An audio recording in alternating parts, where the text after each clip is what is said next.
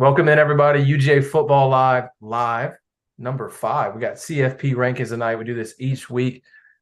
Joined by none other than my partner this season, a former Georgia Bulldog, a barber, as we've learned on this podcast. Also, I call him an historian. He doesn't like me calling that. He just has a history degree. But Arthur Lynch, former number 88. How are you doing, Artie? I'm good. I'm good. Still, I feel a little heavy. We were just talking offline about Thanksgiving, and I think you and I are in agreement. It's probably our favorite holiday. But man, I was eating like I was a left tackle for about 3 days straight. But watched some awesome college football games, I thought, and Oh, yeah.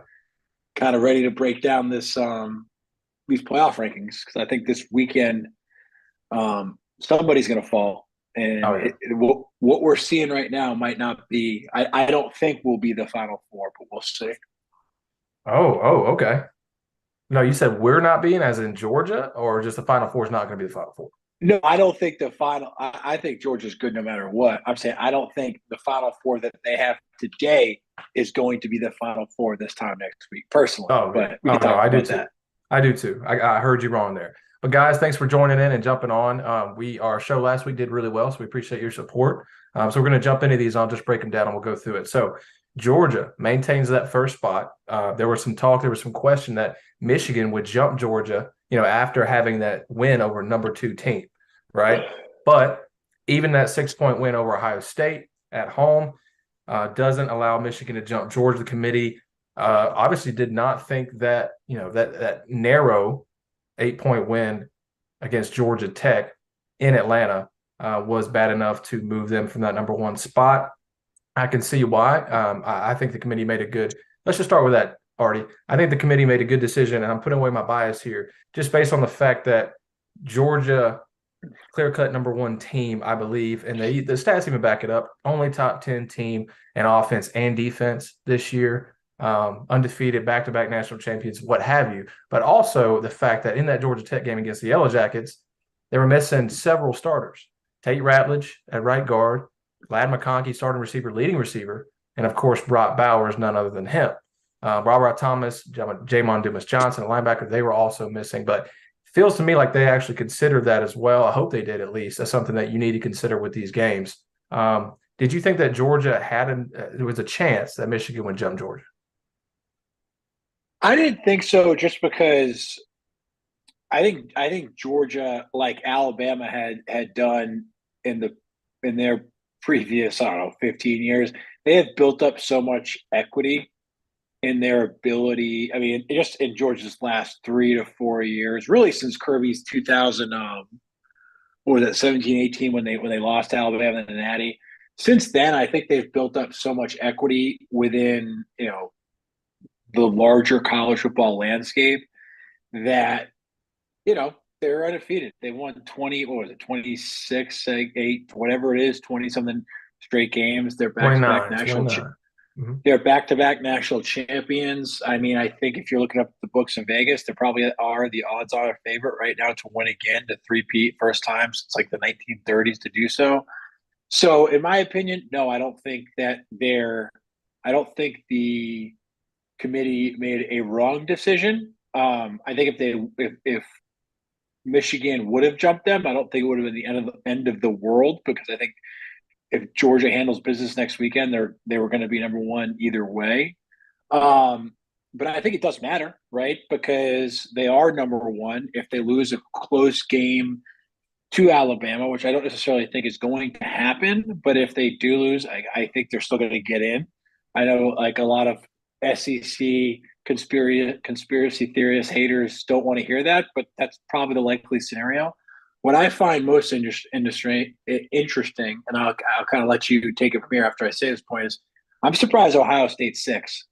Um, that leaves, I mean, there's scenarios where they sneak in at and Oh, yeah. for whatever reason, the committee likes Ohio State a lot this year.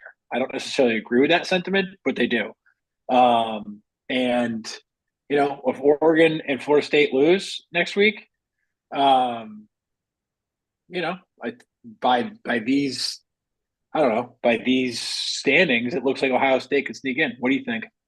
No, definitely, right? Because they put Michigan at number two, right? So I Mm-hmm. mean, what Ohio State has is a 6 point loss on the road to the number two team, right? And a team that's Mm-hmm. probably going to win the Big Ten championship. They're 22-point favorites, which folks might take Iowa in the under. But that's regardless. We can talk about that tomorrow as well. But I think you're perfectly right there. I mean, they do.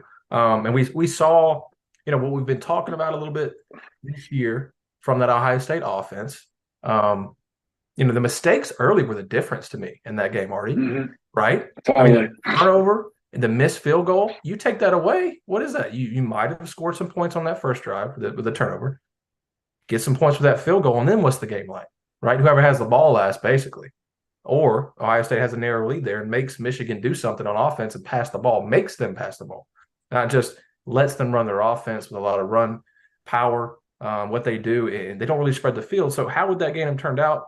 But you can't put that into it. Michigan won the game. But I think you're perfectly right. Ohio State set up to jump in. Oregon and Washington. So Washington comes in number three, Florida State number four. So Oregon right there at number five, they jump Ohio State. So what we're setting up for is Michigan versus Iowa. Let's say Michigan wins that game, number two. Washington, Oregon.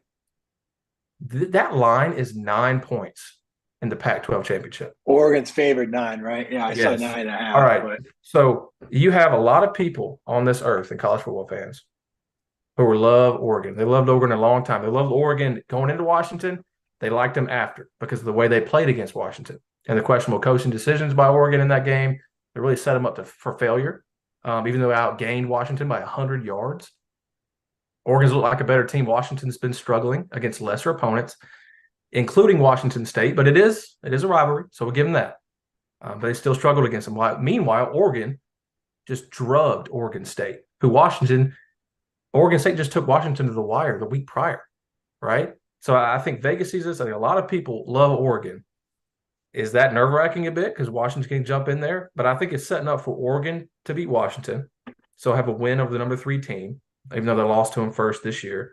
And then Florida State, Louisville right there.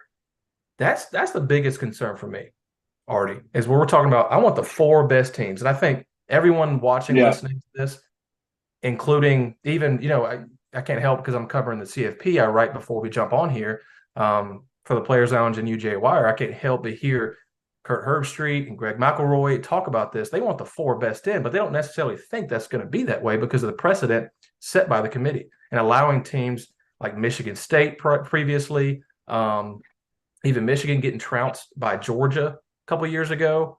Those types of teams getting in, even TCU, and getting trounced, and like the average margin of victory in those first playoff games are like 19 points, right? So I'm afraid that Florida State being there at number four and squeaking by a Louisville team who lost to Pitt and Kentucky this year, they're going to get in the way it stands, right? Which is the craziest thing without Jordan Travis. Now, with Jordan Travis, you can convince me. You know what I mean? Because they have that defense, they have that front seven. But without Jordan Travis, we all know that if they get put in a game where that defense gets exposed, a defense actually spreads them out. What offenses have they seen in the ACC that are really, really good? None. They were the best offense in the ACC, right? So, like, that's just too big of a hurdle for me to jump over. I think Florida State has to be in that top five. I did a run in the Players Lounge today of predicting these. My first time doing that this season. Maybe you guys read it. Oregon, I had them at number four, just based on Jordan Travis and that Florida State team. And then obviously, they close win in Florida in the swamp, horrible place to play. So, props to the QB for jumping in and Jordan Travis and leading them to a win. But they were losing most of the game, right? Against a pretty bad Florida team. I think we can all agree. So that's my biggest concern. Are you in agreement with me on that sentiment or what? Yeah, well, what I don't fully comprehend is Florida State was out of the top 5 last week. And granted, I understand that Ohio State was undefeated this time last week, so I get that. But if we're talking about like the 4 best teams in college football, or just in general, right? If we're going by rankings on a week by week basis, and we're looking at things objectively, and when I say we, obviously I'm talking about the committee.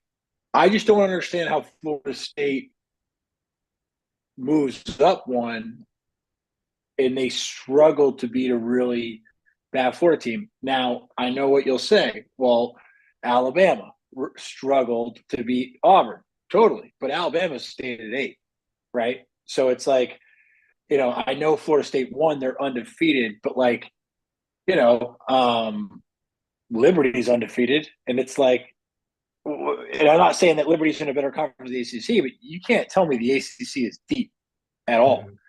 Like, who's the second best team is Louisville with a first year head coach.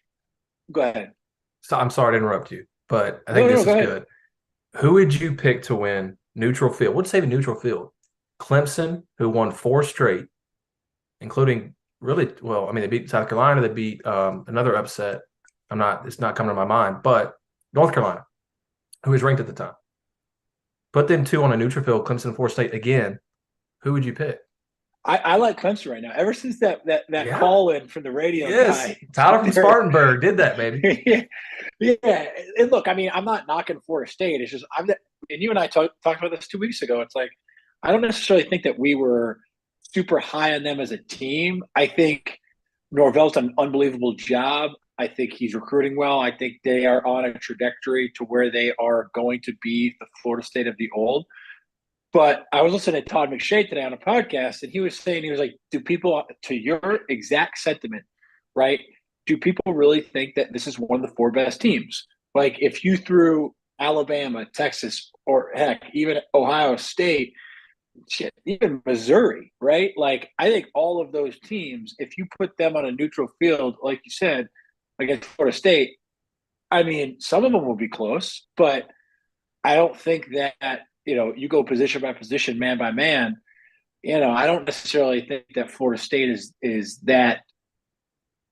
deep as the other teams, particularly not with Jordan Travis. So, you know, I I hate knocking, these teams that go undefeated because it's so hard to go undefeated no matter what conference you're in, no matter what level of play you're playing at.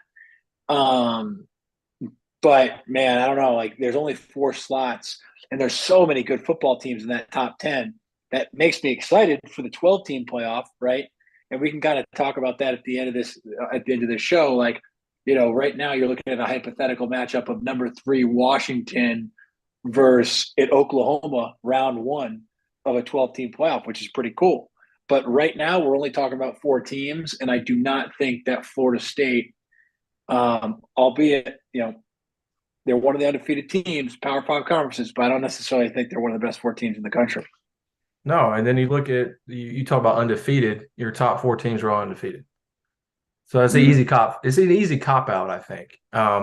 You can rest on your laurels. Well, they never lost a game if you're a committee, but in reality, you watch the football games and you watch it the entire season. You take everything into account, and I think we agree that Florida State should be up there. Maybe they kill Louisville and look great, but then again, let's say they do kill Louisville. Louisville has those 2 losses, Pitt and Kentucky, most recently. So you're looking at a team who lost 2 straight, let's say. Lost Kentucky, lost 4 straight. It's bad. Dude, very bad. Very bad. And they had It's Jordan bad. Travis in that game. Yeah, So it's bad. that's the thing that really irks me a little bit. Now, this could all change, and we could not be talking about this at all next week. But moving on to, you got Texas and Alabama right there, 7 and 8. They have not moved for, I don't think, the entire CFP. I think they've been at 7 and 8 all I think you're 5 right. weeks. And Texas has that game with Oklahoma State. And Oklahoma State has 3 losses. And I think Texas is a 14-point favorite in this game. So, I mean, Texas has to have just absolute parity happen for them to get a chance. Whereas Alabama, right there at 8, who we all agree, I like Alabama over Florida State right now.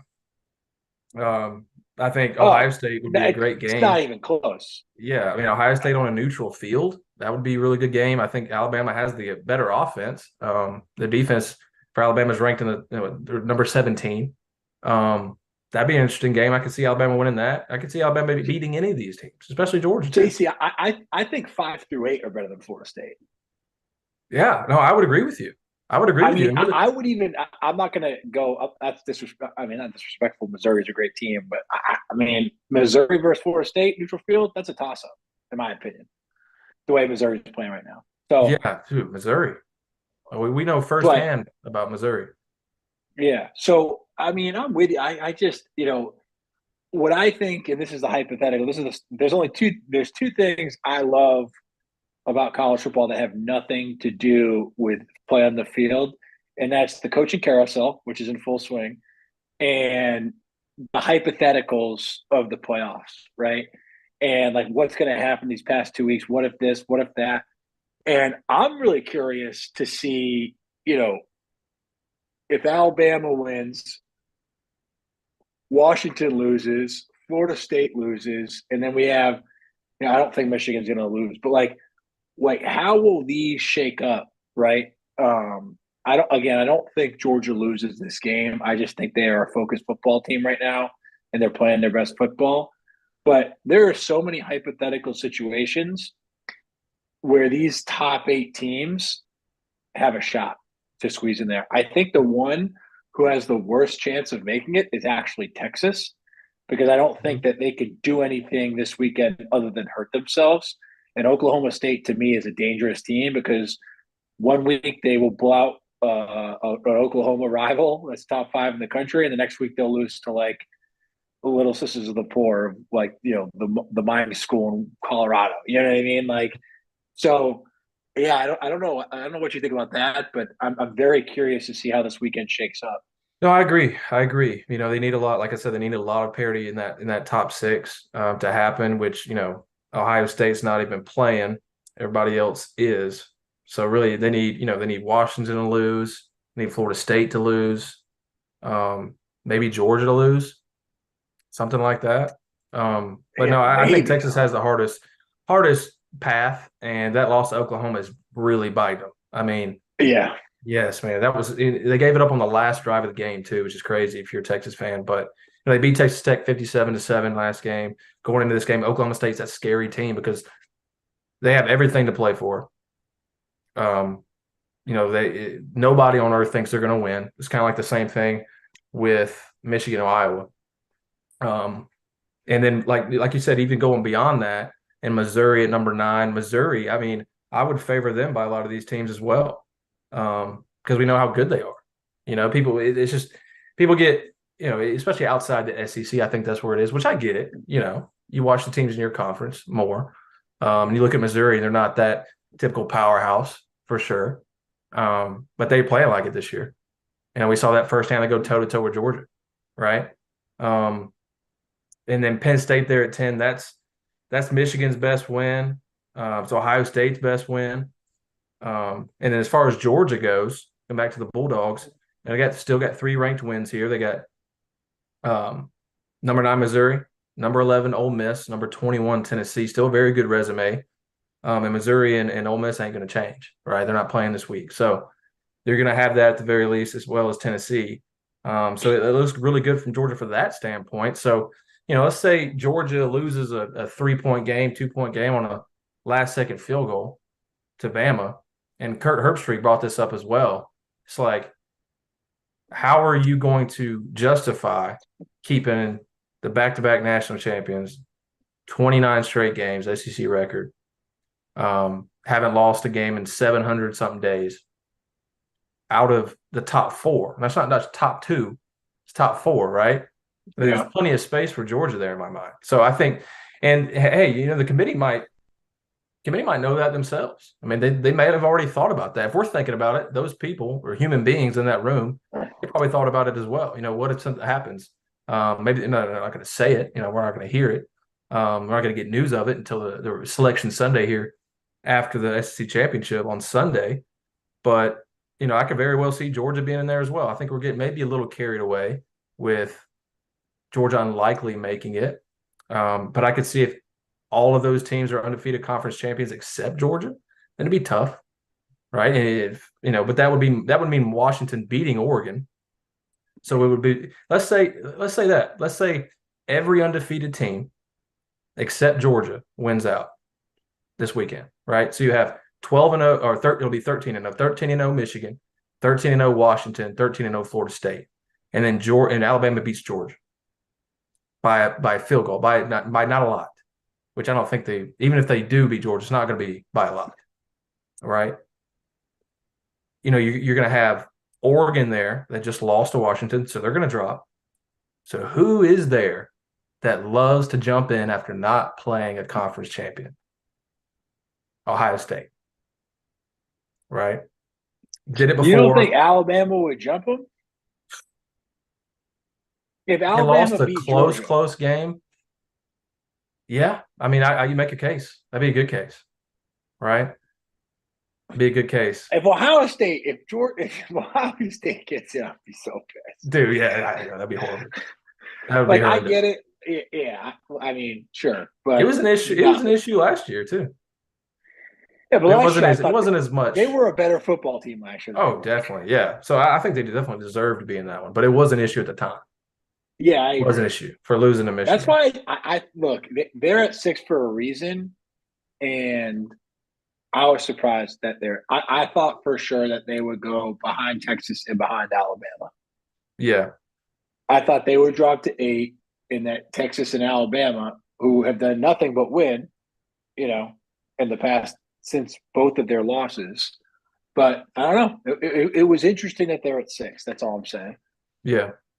I'm with you. So if we talk about this from a 12 team standpoint, which would be awesome, but at the same time would take away from the intensity of each game, especially at this part of the year, which we just came through, which you look at Georgia playing 3 ranked teams in a row, rivalry weekend right after that, into the conference championship. And Georgia knew it had Alabama to face most likely during that time. So they had to stay perfect because a loss to them would surely make them out. So you look at that, I think it takes away from the intensity a bit, but I think it'll be a lot Well, of fun. let me stop you right there. Doesn't number 1 and number 2 get a bye in a 12 team? Yeah, I believe so.